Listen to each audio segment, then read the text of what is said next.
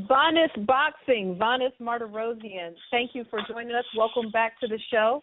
Thank you guys for having me. How you guys doing? Pretty good, pretty good. You know, Happy New Year to you guys too. Happy New Year to you too. Last time we spoke to you was prior to your fight, and you said you were going to be a more exciting fighter, and I think you did exactly that. I know it's been a little bit of time since your last fight that you won, just unfortunately right after the passing of Dan Goose. And, you know, talk to us a little bit about that fight. There's a lot of, emotion and a lot of things going into the fight. Dan had a big influence on my life,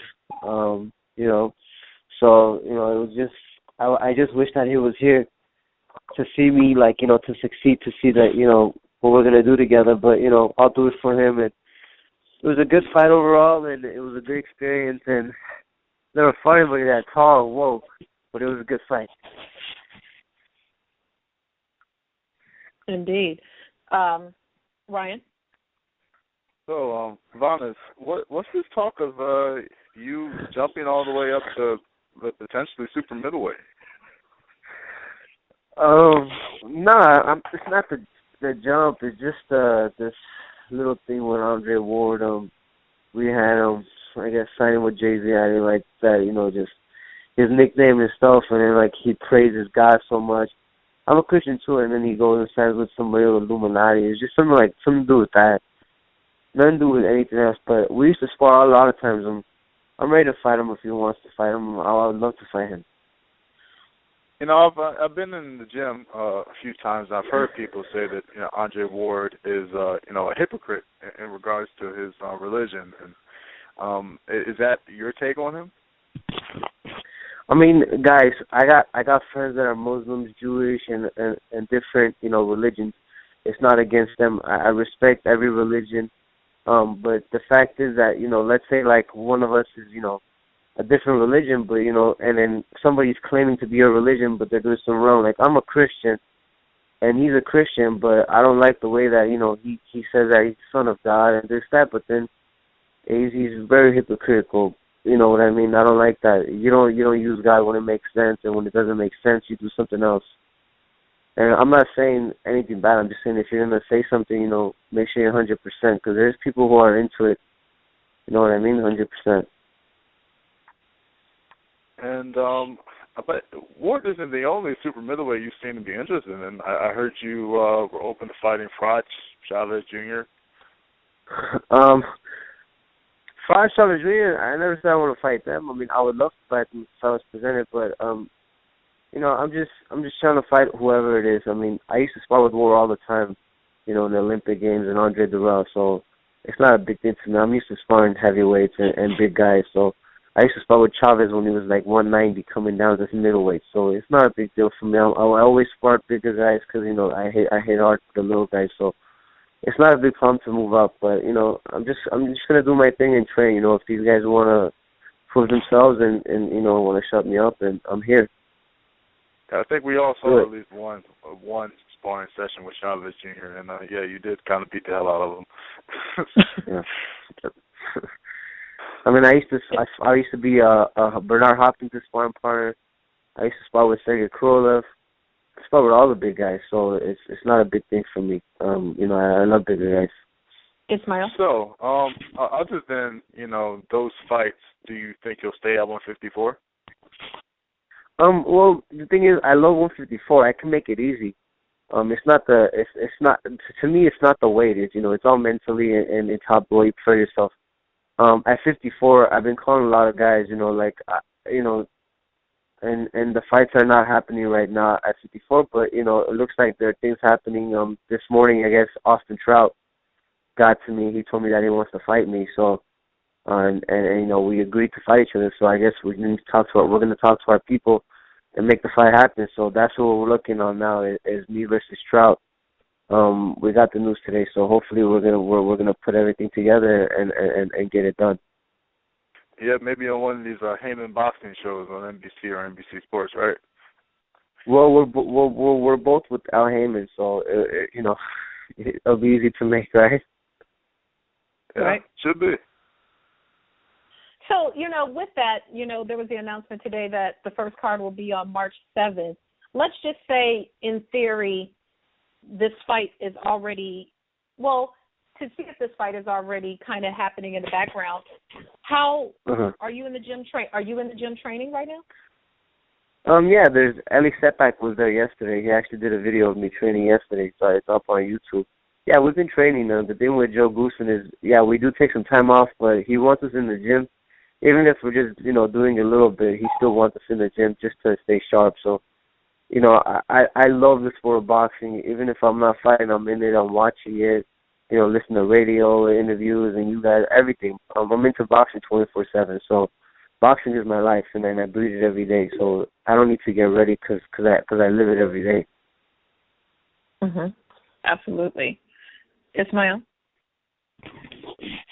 Vinus, let me ask you about this Austin Trout fight. We saw with Willie Monroe that you were actually able to force him to fight, kind of get out of his comfort zone. With somebody like Austin Trout, do you think that would be a lot more difficult to do, being that he's a mover? When me and Austin fought 3 times in amateurs, I dropped him the first time, twice the first time, second time in the first round, third time we went all the way. Every time it got better, and every time I know that he moves a little bit and we move too, but when we fought, we weren't moving a lot. We were just banging, and we were mostly toe-to-toe. It was basically boxing, punching. It was a really exciting fight. It was one of the fight of the nights in the amateurs, in the U.S. Nationals, and a lot of fights. People loved it. So people are going to be in for a really good fight if it really does gets made. I mean, we're ready. We've been wanting Austin for a while, and it'll be a great fight.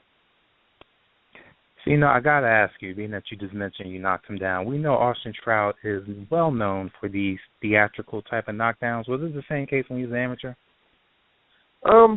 The thing is, I never saw him get dropped in the amateurs until he fought me, and the first time where I beat him was in the Golden Gloves finals in New York. And that's when I dropped him twice. I dropped him, and then I gave him an 8 count, in the amateurs when he landed the punch.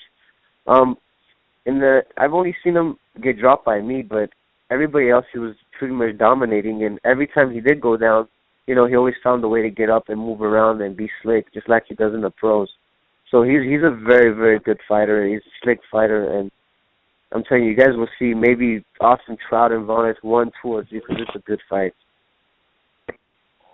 There's a rumor going around. I wonder if you can substantiate this. As far as with these NBC fights, they're saying that a lot of the fighters already kind of know when they're going to fight or what fights they have in place, but they're not able to say at this point. Is there anything like that going on with you? I know you mentioned that, you've agreed in principle, but was that going on before, where you've known for a while that you were going to fight Austin? I mean, I'm sure a lot of people know what's going on before it's announced, and, we just can't say nothing until it's out there. So, I'm sure a lot of us know before it's announced, and I'm sure a lot of you guys know some fights that's announced before it didn't announce too. So, there's always something going on, behind closed doors. Always. Do you feel the top of your division, you're kind of, don't want to say stuck, but you kind of have to wait for the ball to drop, that you have Mayweather, still holding the belt at that weight class. He's only going to be fighting certain people, maybe Pacquiao, and that's it. With Canelo, the same thing. He's looking at Cotto. Do you feel you have to wait for those guys to kind of decide what they're going to do before you'll eventually get another title shot? Even with the Charlos, I know you mentioned none of you sparred with them before, but they seem like their direction's in another place. How do you feel about trying to get another belt again with all this going on with some of these fighters?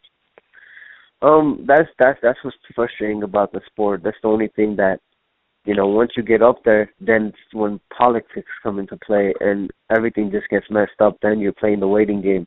You work all your life so hard to get on top to fight the best guys, and then when you're up there, now you got to wait because, people got to make money and, promotions got to make their money and fill the seats, and this guy has this fan base and all that stuff. So once you get up there, it's just like any job, man. There's politics and, and everything.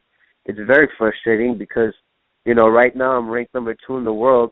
Canelo's ranked number 1 by the WBC. I'm ranked 2, and Floyd's the champion. And I'm waiting for the WBC to say, okay, mandatory, Canelo Vanes or something. You know what I mean?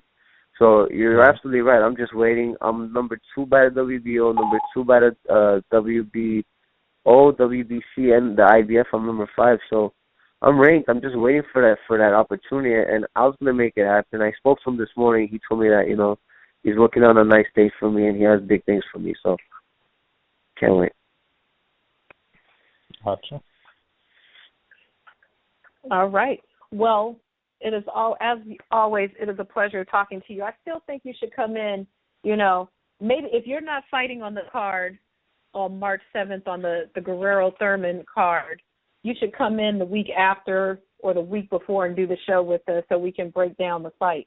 Since it'll be all 100%. All right. Let me know, great. guys. I'm out for it. Let Bernie know, and let's do it. All right. It's on. All right. Well, thank you, Vanis. It's always a pleasure talking to you, and we'll be speaking with you again soon. Thank you, guys, and thanks for having me on. Okay. Thank you very much. All right. Thank you. Take care.